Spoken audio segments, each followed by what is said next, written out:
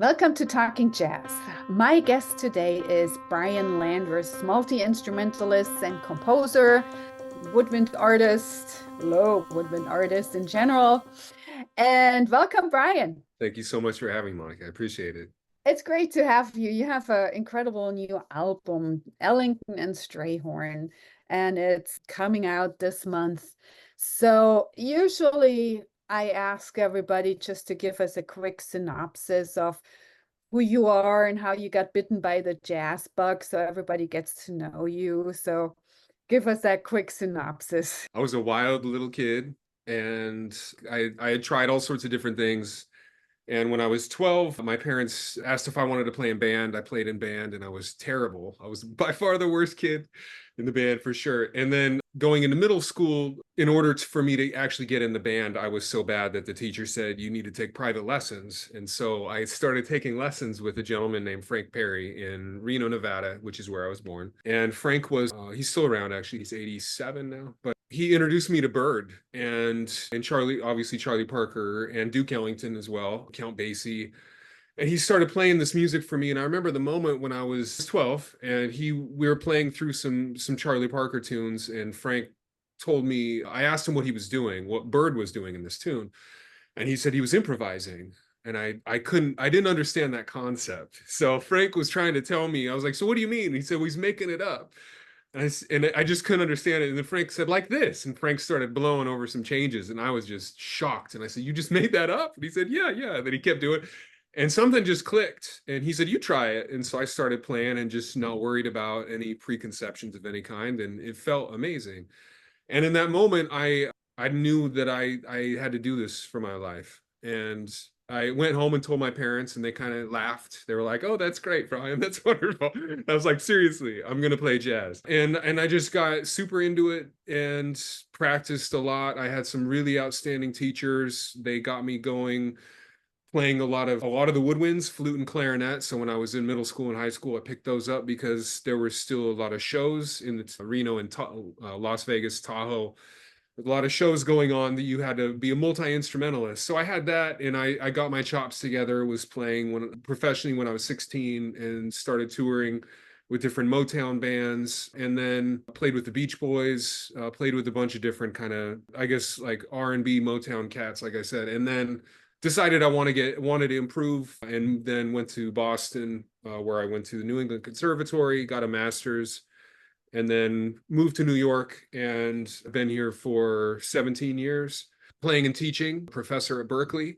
And I've done a lot of gigs playing on Broadway, playing, of course, a lot of different commercial recording sessions, a lot of different jazz things, and toured. And I've been very fortunate that music has been a focal point of my life since I was that lost little 12-year-old, and have found a way to kind of, I guess, meander through this journey and try to continue to always learn and improve every day. And I think that's kind of my purpose, which then actually about this album, it's kind of interesting because thinking of my roots when I was playing all these woodwinds and flutes and clarinets, there was a time where it was really painful to practice them because they're hard. Flute especially is a very difficult instrument. Every instrument, as you know, they all have their thing, but flute is unforgiving. And now it's like I love playing those instruments so much. It's I don't really go a day without playing them. Because I have to, I want to. And so that's become a major part of my career is playing a lot of the doubles. And there's so many outstanding artists in New York that I've been able to study with, and just as friends and mentors. So I've been really lucky to kind of study with them and see how to put all this together to make a career work. I would say you made it work, and then, and that's quite an accomplishment because there's a lot of lost 12-year-olds out there who would love to make it work, but realize, it's a very Yeah. hard and difficult path. And I'm sure your parents are proud by now. Yeah, yeah. They've always been really cool and really supportive, even when it looked like, really, are you gonna? How exactly is this gonna work? And I'm like, I don't know. I'll just move there. Like I remember when I moved to New York, because students now always ask about. So when you moved to New York, did you have a job? And I know I didn't have anything. I had the money for first month's rent. I moved there, and it was terrifying. I don't know. I don't want to say that. It wasn't terrifying. It was exciting and it was a call to action. But I do know that I am really lucky that things worked out because I've seen a lot of people come and go that are much more talented than I am. And it's just different circumstances. Exactly, but it's that jump into the cold water. That's the improvisation. That's So right. let's talk a little bit about the music, and we'll talk Yeah. about what you do more. But I want to get the first piece in, which is the album opener, Agra. This is from the Far East Suite, and we'll talk about that one a little bit more. But before we get people to listen to it, give us a mindset on what's going on in Agra and how should we listen to it. This is a really exciting piece of music to me because Duke and Billy were actually exploring scalar systems in Middle East and Mhm. were experimenting with this sound that they had gone on tour. They were now like they actually I'm sure you know a lot more about this than I do, but some of the things about Billy that I read where he was transcribing these songs just is amazing to me. And the piece has a very, how do I explain it? I think it has a very exciting color to it, but it's also mysterious. It has, you can certainly hear the colors of the scales that are used that are outside of the traditional harmony of, I would say, jazz even, especially at this point when this came out. And it's a piece that is almost like a mini concerto that was written for Harry Carney. And it's a piece that Duke, one of my favorite things about Duke and Billy was that they knew how to write so specifically for each instrumentalist. And Harry Carney just had this huge round sound, and this piece goes from the very highest note on the instrument to the very lowest, and it's a challenging piece, but more than that, it's such an exploration, and I hear a journey in there, and so that piece really captured my attention because it was so different than what I had heard from Duke and Billy's work up till then. Yeah, let's have a listen. And that's the one you on baritone on that, right? Correct. Right, right. So let's have a listen. This is from the brand new album by my guest today, Brian Landrus, which is playing Ellington and Strayhorn. And we'll hear the piece Agra from the Far East Suite.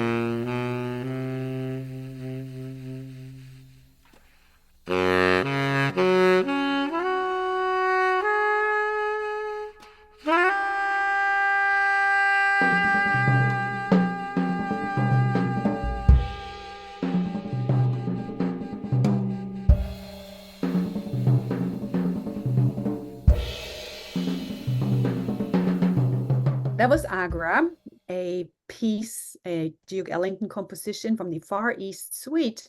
And this is a selection from a brand new album by my guest today, Brian Landrus, who you also heard on the baritone saxophone.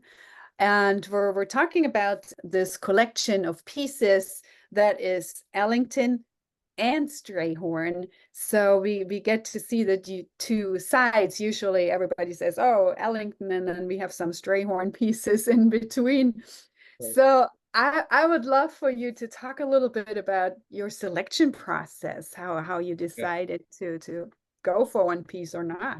Yeah, I started with about 50 pieces actually. Wow. And I kept going through all these different albums I had and different tunes that I loved, and so I started pulling them, and before I realized how many I got, I counted and it was like 48, and I was like, okay, well, that's obviously not gonna work. But they were all so good, so I ended up going with pieces that were more featuring the single instrument and whatever that may have been. In the originals, it may have been alto sax, it may have been trumpet, I mean, it was a lot of them were baritone sax.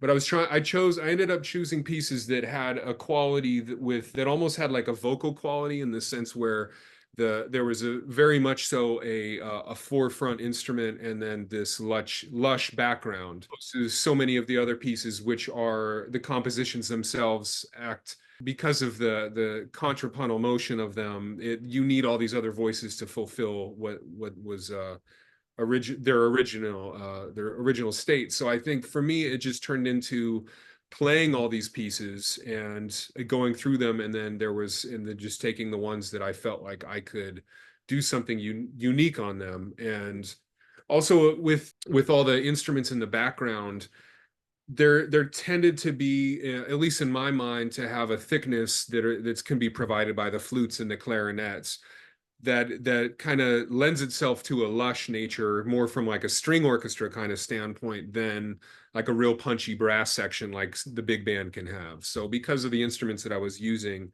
to accompany the melodies, then it really turned into a lot of ballads and a lot of slow, really beautiful melodies. Well, the next one we're hearing, Chelsea Bridge, is an absolutely beautiful melody. So yeah, give us a mindset what to listen for in this one, and help us. Yeah, some of these, this one I can think there were so many different versions. After I chose the pieces, I listened to as many different versions of this tune as I could, and there were so many that were just fantastic. And I ended up trying to pull a lot of the attributes of the strongest versions I heard. And a lot of the idea for me on this entire record was not to reharmonize the pieces. I didn't want to change the character of them much. I wanted to adhere to the original because they're so beautiful. They don't need that. It felt like it would be sacrilege to actually do that. Out of respect, I wanted to adhere to the original chords for the most part. I would say for 95 at least percent. By doing that, also there were a lot of the backgrounds, like this one, I ended up featuring the woodwind section, playing a little soli section that I transcribed some of it from one of the original Duke versions. It has a playful nature, and this song has this, I love the elegance with it, but it also has the mystery to it.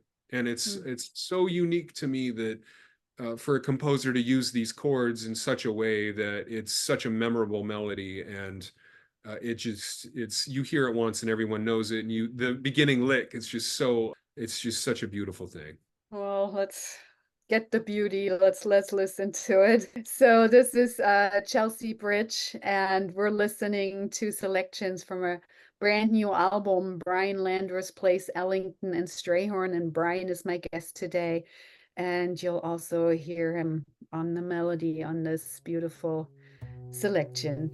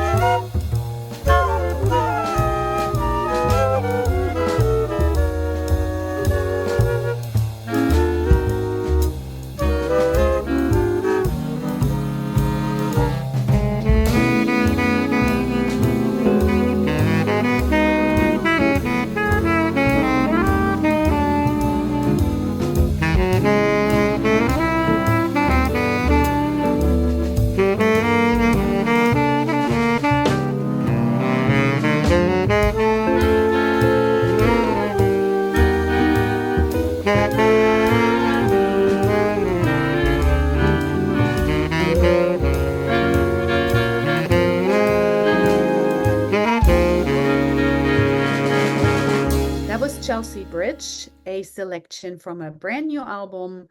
Brian Landrus plays Ellington and Strayhorn, to be released in July 12th. 24 this month. We just heard Chelsea Bridge. We're going to go to Daydream. So far, I would say the ones we're listening to are not the typical Duke Ellington hits Right, that right. you associate. It's not Don't Get Around Much Anymore and in a sentimental mood, but more of the hidden ones. But Yeah. also, I found it fascinating that you said you did not reharmonize, but there's some twists and turns to it. Like in this one, next one, you're going bossa nova, which is not like the original. So let's talk a little bit about arranging process for this one. And you mentioned the instrumentation. I don't think we clarified that yet, this unique Yeah. instrumentation. So on this project, I ended up when I was putting it together, trying to figure out the perfect band, I wanted a guitarist because oftentimes I think when players are asked to sit in, play piano and play Duke Ellington tunes, I would imagine if I'm in the same situation where I'm playing the same instrument and I'm doing a Mulligan tribute, for instance, which I've done, and I always am thinking like, oh, is this like how Mulligan would play this? Is this am I using the right range? And so I wanted to just kind of get away from that and just have the guitarist have freedom to do their thing and not be worried about trying to fit what kind of voicing they should be using and was that what Duke would be playing. So I got Dave Stryker on guitar, who's fantastic, and he has a beautiful sound. He has a really warm sound, which I knew would be perfect for this. I have Jay Anderson on the bass. I've known Jay for 20 years now. I met him before I moved to New York when I was playing in Maria Schneider's band. He's always been one of my favorite players, and his arco sound is just tremendous. And so he's one of the few players that can switch back and forth between this beautiful arco sound and then pits as well. So he's on it. He sounds tremendous. And then my old buddy Billy Hart on drums, who is always an honor to play with him. I love Billy tremendously, and really anything he does, it just feels great. And what I did with this project was since I play a lot of different woodwinds, I thought I've been wanting to do this for quite a few years, and so I decided to just make it a woodwind orchestra. So I played all the woodwinds, but I had like 2 flutes, 2 alto flutes, 2 bass flutes, sometimes 4 bass clarinets, contralto clarinet, and a bass sax. So I had this pretty wide, range of instruments. Oh, and piccolo, forgot little piccolo, sorry. But so I had this wide range of sounds available, and so just using them was pretty fun. Just trying to figure out what would be the best way to do it. And on Daydream, it seemed like when I was talking to Billy Hart about this, we were all sitting there. We had played through it actually in the studio a couple different ways. And Dave Stryker, I believe, was the one who said, "Hey, Billy, what if you do like one of those like Stan Getz kind of bossa things that you've done?" And Billy said, like, "What do you mean?" And Dave said, "Well, you played with Stan, so why don't you want to do one of those like Billy Hart kind of Stan Getz thing?" And Billy kind of laughed and he played, and then Jay jumped at it, was like, "Yes, yes, let's do it again."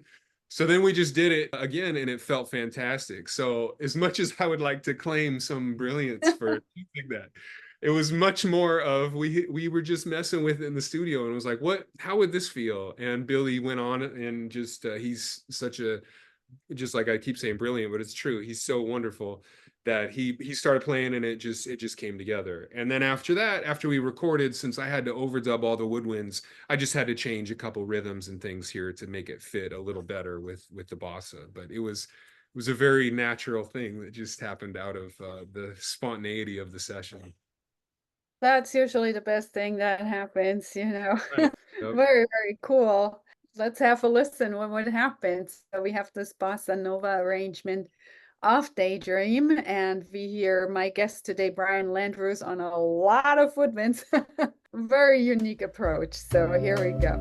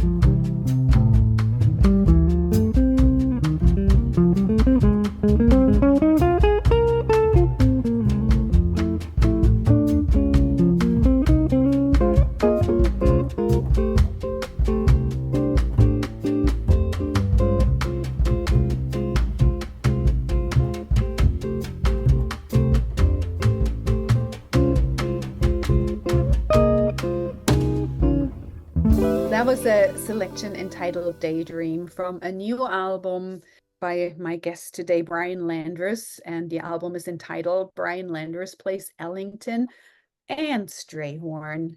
And we know a lot about Ellington. We know a little bit about Strayhorn, but probably the one we know most about, the tune we know most about is Lush Life. I mean, that has become just an anthem of depth and a little bit of darkness. And I'm really happy that you treat them as two separate figures, because Billy Strayhorn was often in the shadow, but he was his own person and he had a very unique style. All right, let's talk a little bit about how you decided Ellington and Strayhorn and what role Lush Life plays in there. So give us a little glimpse on that. Well, I like you had just said that so many times people will say Duke, but they're talking about Strayhorn, and then usually, unfortunately, they're calling the tunes Duke tunes, and they're actually Strayhorn tunes. And Strayhorn was just what can you say about someone that wrote Lush Life? When was he 16 when he wrote it? Is that true, or 18? I'm not sure, but it's way one of too those. He was before. very young, and he wrote that and the lyrics, and which are just profound. So I think that was something to me that when the more I learned about their life, and it's very hard to find information, as you know, about Billy Strayhorn. It's like very, and I guess that was intentional at the time. I got into this tune years ago and really felt like it was one of those songs where it's so perfect as is. There was no need for me to improvise or do anything over. And when I was doing this project, I got my friend to arrange this tune, Lush Life, who's named Greg Hopkins. And that piece was my friend Greg Hopkins, who's been a professor at Berkeley for 50 years, which he just had 50 years. And he told me that he said he's like, I have 49 and a half years. As soon as I'm done with 50, I'm out of here. Well, no, I knew it. So he had 50, and I just saw him, and he's like, well, I'm doing this summer and like one class and this, and I'm like, okay. So he's never going to retire. But Greg is a great artist. He's an avid Duke and Strayhorn fan, and more than a fan. He's absolutely loves their music. He introduced me to some of their stuff. He had me on a concert of sacred music, and that really turned me on to some new pieces I had never heard, and that got me rolling again with this. And I thought it'd be good to have him arrange the piece, because it was something that I felt like, for me, if I was going to do it, I probably wouldn't do any solos or anything. And so what he did, we started off the traditional way, rubato, and then we went into he orchestrated it out really well and really nicely to have different solo section. And he actually, when he wrote the piece, when we were in the studio, he had this really big middle section that we ended up chopping it, because it was like 4 minutes long. It was awesome, but it just went on. It was fantastic, but it just kept going. And I ended up having to tell Greg that, look, the piece is already like 5 minutes, 6 minutes. I can't remember what it was. And I said, we had to get this one thing down. But ultimately, like he said, it was the melody is so strong that was all we needed to hear. And so it was one of those pieces in the studio. We kept chopping it down, because the melody is so strong, so beautiful, that it really didn't need much more than that. So we kept just reducing things, but I really like the way it turned out, and Greg's arrangement is really nice. Yeah, it's gorgeous. So let's just have a listen. So we're gonna listen to Lush Life by Billy Strayhorn, a selection from the new album. Brian Landrus plays Ellington and Strayhorn, and you'll hear Brian on many woodwind instruments. Here we go.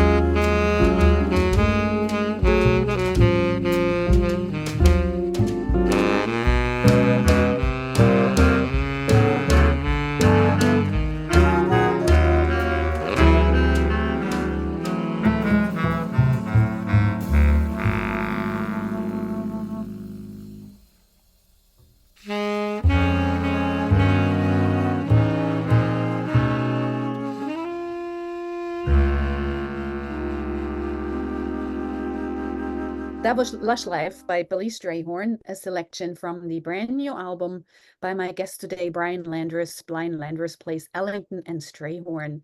We're going to go back to Ellington and the Far East Suite. So this tour must have left a deep impression because he wrote a whole suite out of it.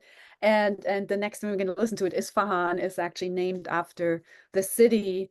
And it was interesting. I did this Duke Ellington seminar this spring, and we have a lot of Iranian students And they were really, really touched to to have this piece that's named after a city where one of them grew up in. And for them, this was kind of bridging the cultures. And they were telling me how music for them, it's not in their common life. I mean, it's not a profession. There's a little bit of folk music, but usually people don't make music. And so it was very special for them. And something about Duke Ellington is that he was able to bridge these cultures. I mean, at the time, he was actually cultural ambassador. He was the first one to go to Russia in the middle of the Cold War and kind of Right. calm the waves a little bit. And who knows, maybe Right. what prevented.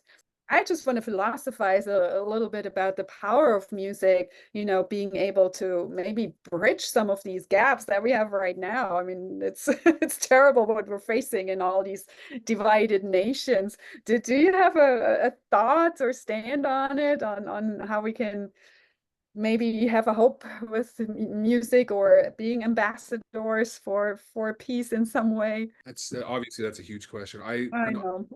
The only thing that I can say that I know about is the power of music, like you just said. I've seen it change children's lives, and I've Mm, seen it change right, people's lives right. forever. And I think that is something that is really lost in American society right now too, which is even like the band programs, the music programs, the communal aspect of band was such an important part of my life. And I know so many people, and it still is, obviously. It's like I heard someone describing big band concerts as community events. They're not, Mhm. it's like, it's not it's, I mean, it's, of course it's about music, but it's also just getting together and checking in with all the community and the friends. And I know for myself, I was asked this semester about, like, what's the most rewarding thing you've ever done with music. And I think there's some students when I was working at the school in New York City, where we started a music program at the school in Harlem.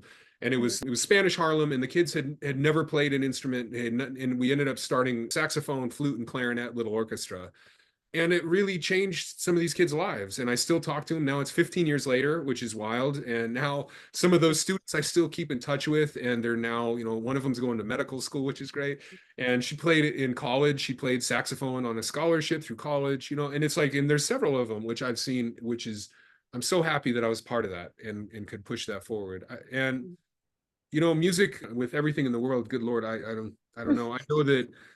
I know that when people get together and play music, it's healing, and that's a universal around the world. And as you mentioned, Iran, I have a student actually at Berkeley right now named Mahaya, and Mahaya she can't go back. She can never go back there. She was put on a list because she's a jazz musician and a singer, Mm, and they took pictures of her. And she told me, if she goes back, she could be killed, and probably she will at least be put away in prison. So it's really interesting hearing all these, in the power of like how music is illegal. It's craziness, yeah. but it shows you right there. Yeah, I wish I could do more to bring about some kind of change and happiness and perspective. And I do think that creating music that's using a lot of different sources from other cultures and societies is a step in the right direction. And I think it is really helpful for everyone, and it feels fantastic. Yesterday, I got a gig where it's for a South Korean ambassador, and it's a cultural exchange in New York, where we're gonna play jazz, American jazz as they're calling it, mixed with Korean folk music. And it's like Mm, so interesting, and it's so great. We get to collaborate, and for those couple hours of the concert, we will all forget about what's going on, because we'll be focusing on this beautiful thing happening. And so will the couple thousand people that are there. It'll be fantastic.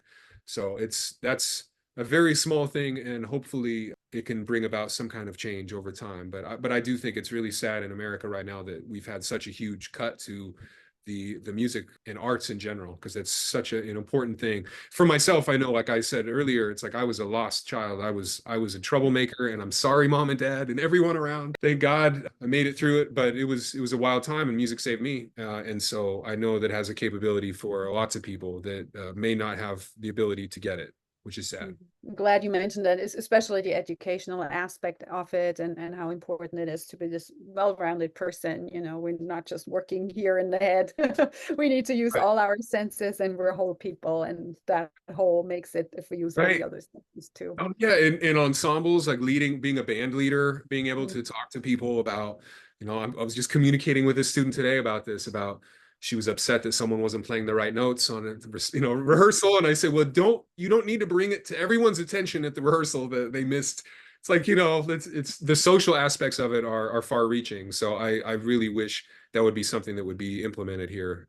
Well, let's take Isfahan and see how Duke Ellington brought everything together. Anything you want us in terms of mindset to go into listening to Isfahan? This one to me always sounds more closely in the jazz tradition, but there's these unusual colors, and some of it are the unusual colors from the backgrounds, which I tried to put in there, which were close to the original, and trying to keep it fresh, but by using these different sounds. But I think the melody has this really introspective color to it, which people can feel when they hear it. Here's Isfahan from the Far East Suite, Duke Ellington piece from the new album. Brian Landrus plays Ellington and Strayhorn.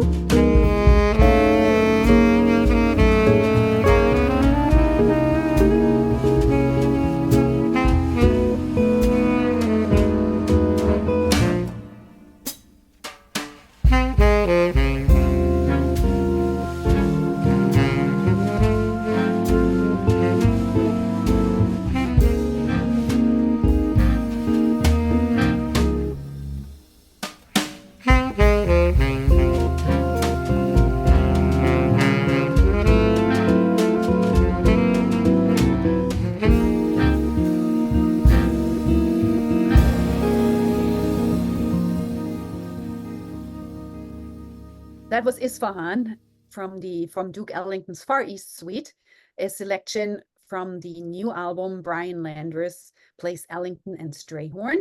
And we heard Brian on many woodwinds throughout, and Brian is talking to us and sharing about the music and the album. So All right, release. How are you going to release it to the world, and where can we find it? Give us some Uh, point. so it's out online. You can find it everywhere, Spotify and YouTube, and of course Apple Music. And you can purchase it through my website, brianlandrus.com. And it's there for everyone to enjoy these beautiful, timeless pieces of music, and they're really fantastic. I can't take credit for them. They're just. It was my job not to mess them up. It was kind of how it's like, as long as they don't lose the beauty of what they already are. They're out there for everyone to check out. Are you going to do any concerts surrounding the release? Yeah, Can we hear it? we were going to in New York, Uh-huh. and it became incredibly difficult because some of the tunes I had like 16 woodwind parts on. So so I started booking people, and it got a little crazy because it was like, can you play alto flute too on this, and bass flute? And they're like, everyone was like, what? Whoa. So it got kind of nuts. And then we were going to do a little, just a concert with a quartet. And I still will probably do that. But I felt like to have it played, I want to have it played correctly. So I'm going to hold off to the opportunity where I can have it played by the correct instrumentation. And instead of just getting together and playing quartet versions of these orchestral pieces, you know? That's what you get for being so prolific on all those movements. Get You know yourself in what? trouble. I gotta say, the phone calls were worth it. Just asking my buddy Dave Pietro, can you play piccolo on this gig? You know, and he's like, just piccolo. And I was like, just piccolo. He's like, oh wow. I mean, I can. You really want that? I was like, yeah. It's kind of crazy. Yeah, I should have thought about that, but it's okay. I'm happy with the thickness and the richness, and it'd probably be more realistic for me to actually have this music played. I could reorchestrate it for like a string orchestra, and that would probably be much easier to have played because those people are around. If it's hard to find people in New York who can play bass flute, then it's gonna be pretty tough anywhere. For sure. Well, you'll have to make it a Berkeley ensemble project, There you go. That's right. I'll start that. and That's right. and just how to double. That's right. Yeah, it's part of the seminar. I'll do that. Yep. There you go. All right, so we'll hear that. What else? What's next for you? Other project? What's coming up? Yeah, so I'm recording a new album in about a month, which is with Billy Hart on drums and Lonnie Plaxico on bass, and it's all music based on North Indian music. I transcribed a lot of traditional pieces, and then have been writing, I guess I would call them contrafacts to those Indian works, and just something I wanted to explore a lot. And then I'm doing another record actually tomorrow, recording a new one, which is it's an album in a completely different direction with a lot of really well-known hip hop producers. And so we're recording that, and I'm playing like 10 woodwinds on that. And we're making it's gonna be fun. And the people I'm working with are all tremendous artists. And I love working with people that their ears are so incredible and they don't know any theory, and that doesn't matter because they see the big picture. And I love that. And I feel really lucky to be able to work with a lot of different artists. And so these people are fantastic. So I have those two things going right now, which are very different and fun. Very cool, interesting project. See, always up for adventures. Exactly. So, well, thanks so much for joining us. We're going to have time, or we're going to take it out on one last one, Warm Valley. You know, I have to admit, I'm not very familiar with that one. So maybe give us a glimpse on Yeah. and a little backdrop on that one. Yeah, that one is, yeah, that's a tune a lot of people don't know. And I had played it over the years, but every time I did, people didn't know it, and and people would get really interested in it. And this one, I have my buddy Einan Serdo, who's also a fellow professor at Berkeley, and she's a good friend. And so I had her arrange this tune. So there were these two tunes on the record that I had my friends arrange. And you actually brought up Marian McPartland, and when Ein did not know this tune as well, and so she started asking me about it, and I was sending her different versions, and she really fell in love with the Marian McPartland version. And so she Ah, ended okay. up, yeah, it's really beautiful. Check it if you don't know it, it's amazing. And she ended up transcribing some of the reharmonizations that Marian did on it, and asked me if that was cool, and I said, yeah, absolutely. And then she wrote this really colorful woodwind arrangement of it, which was really challenging. I gotta say, it was hard. It was really hard. I called her from the studio and I was like, this thing is really tough. But she was laughing. It's like, hey, but it was great. It really came together well. But it was quite, as you can imagine, layering all the woodwinds can be really hard, especially like the first one, and it can feel very naked. You just have one lone flute and then you add another one and it's less lonely and it starts to thicken up. And what everyone's going to hear is the final version, which I believe has 4 flutes and 3 clarinets on it, and I play baritone. So yeah, she did this really nice thing in the arrangement where it kind of goes into like a solo section, and then it goes into like a soli section where the woodwinds get a little feature, and then it goes back to solo. So it's a really great arrangement. Very cool. So I'm so glad we got to listen to all these great tunes and get your information on it. So thanks, Brian, and best of luck for all these incredible projects. Thank you so much, Monica. I really appreciate your time, and thank you for doing this for the jazz community. So thank you so much for having me. It's been really fun. Absolutely. So here's Warm Valley, one last selection from the new album. Brian Landrus plays Ellington and Strayhorn. You're listening to Talking Jazz.